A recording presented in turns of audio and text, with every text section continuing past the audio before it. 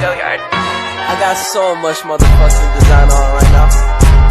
Break it down, bring it back, make it clap. I got 3 old thoughts, new guap, where that thing. Bitches on my line, and you know they come strapped, hold up. Assalamualaikum warahmatullahi wabarakatuh.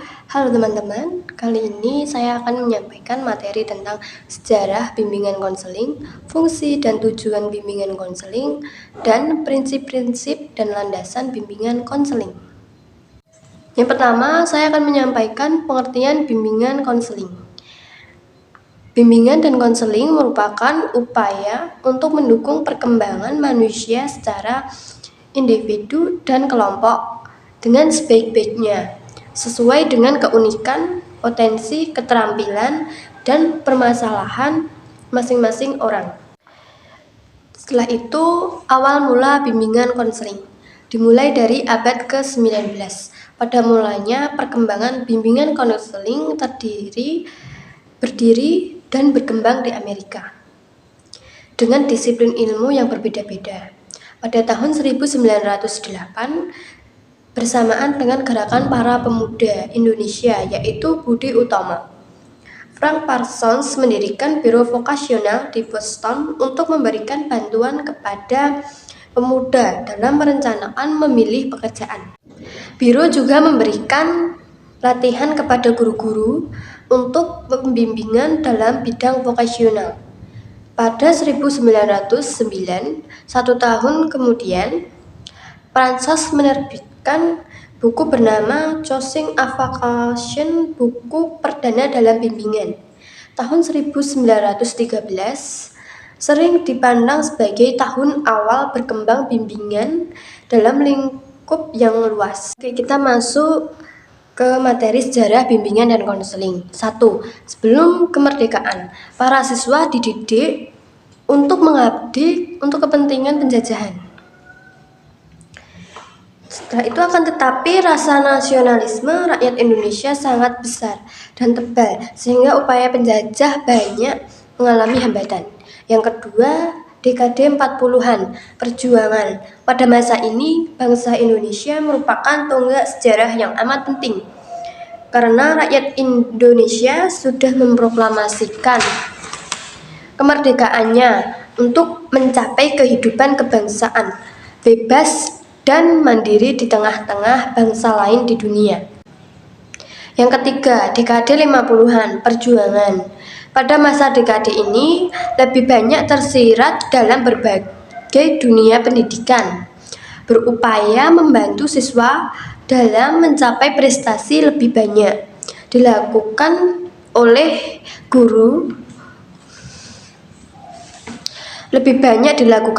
guru kelas atau di luar. Yang keempat, dekade 60-an, perintisan. Pada dekade ini, awalnya dikenal dengan istilah bimbingan dan penyuluhan sejak perintisannya tahun 1960. Lembaga pendidikan konselor, jurusan bimbingan dan penyuluhan. Yang kelima, dekade 70-an, penataan. Bimbingan diupayakan aktualisasinya melalui penataan legalitas, sistem, konsep, dan pelaksanaannya. Yang keenam, dekade 80-an hingga sekarang, penataan dan lepas landas. Pemantapan diusahakan menuju kepada perwujudan bimbingan yang profesional. Setelah itu kita masuk materi tujuan dan fungsi bimbingan konseling.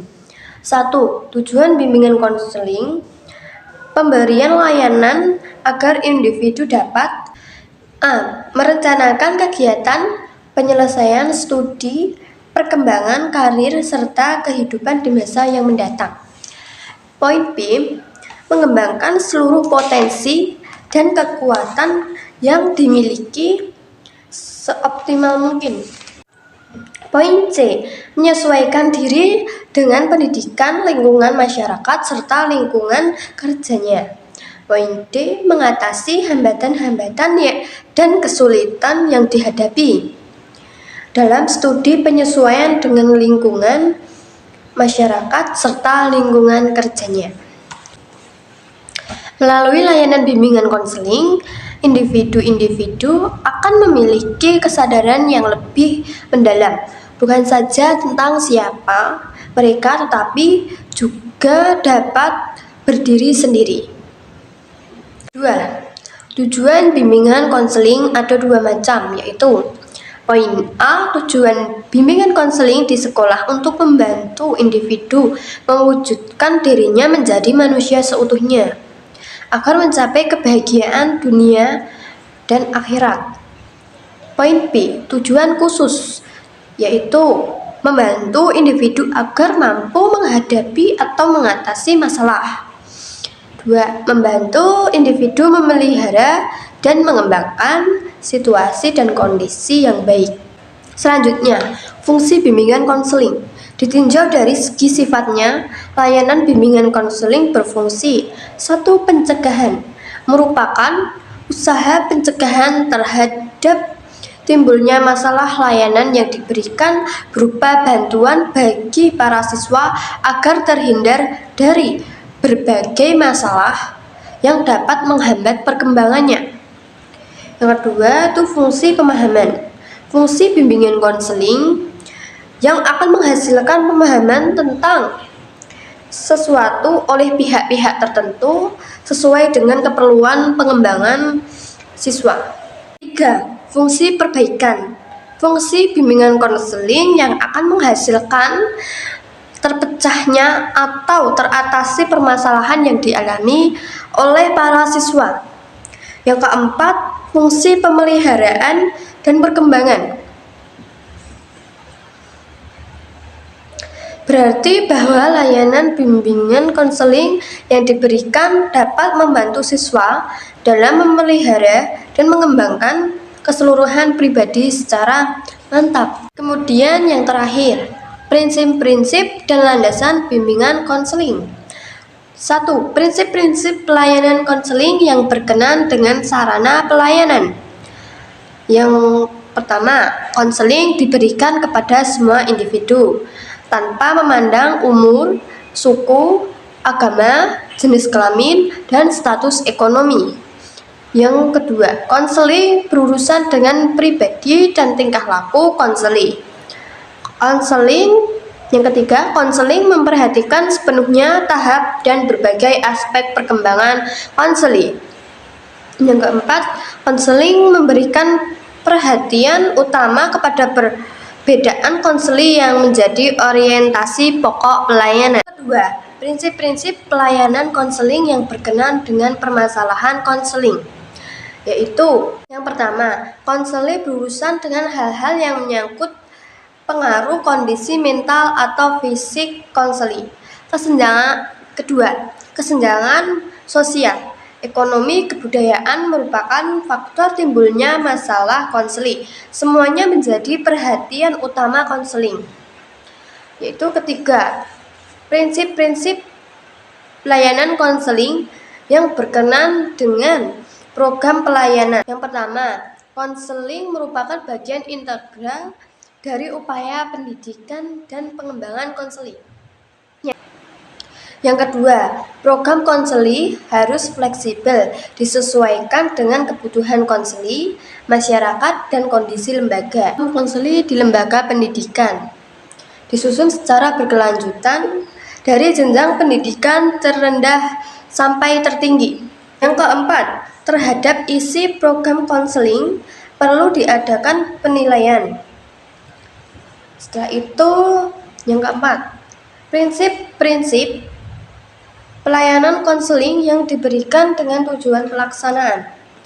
Yaitu yang pertama, konseling harus diarahkan untuk mengembangkan konseling yang akhirnya mampu membimbing dirinya sendiri. Yang kedua, dalam proses konseling, keputusan yang akan diambil dan akan dilakukan oleh konseling hendaknya atas kemauan sendiri. Yang ketiga, permasalahan konseling harus ditangani oleh tenaga ahli. Yang keempat, kerjasama antara konselor, guru-guru lain, dan orang tua. Yang kelima, pengembangan program pelayanan konseling ditempuh melalui pemanfaatan yang maksimal. kita masuk pembahasan yang terakhir, yaitu landasan bimbingan konseling. 1. Landasan filosofi merupakan landasan yang dapat memberikan arahan dan pemahaman khususnya bagi konselor dalam melakukan setiap kegiatan bimbingan dan konseling yang lebih bisa dipertanggungjawabkan secara logis, etis, maupun estetis. Yang kedua, landasan psikolog adalah landasan yang dapat memberikan wawasan konselor tentang perilaku klien yang menerima pelayanan. Ketiga, landasan sosial budaya merupakan landasan yang dapat memberikan pemahaman kepada konselor tentang dimensi kesosialan dan dimensi kebudayaan. Yang keempat, landasan iptek layanan bimbingan konseling, kegiatan profesional yang memiliki dasar-dasar keilmuan baik yang menyangkut teori maupun praktek. 5. Landasan pedagogis. Yang pertama, pendidikan sebagai upaya pengembangan individu dan bimbingan. Yang kedua, pendidikan sebagai inti proses bimbingan dan konseling. Yang ketiga, bimbingan lebih lanjut sebagai inti tujuan layanan bimbingan dan konseling. Setelah itu, yang keenam, landasan religius. Yang pertama, manusia adalah makhluk Tuhan. Yang kedua, sikap yang mendorong perkembangan dari kehidupan manusia berjalan ke arah dan sesuai dengan kaidah agama. Yang ketiga yaitu upaya yang memungkinkan perkembangan dan dimanfaatkannya.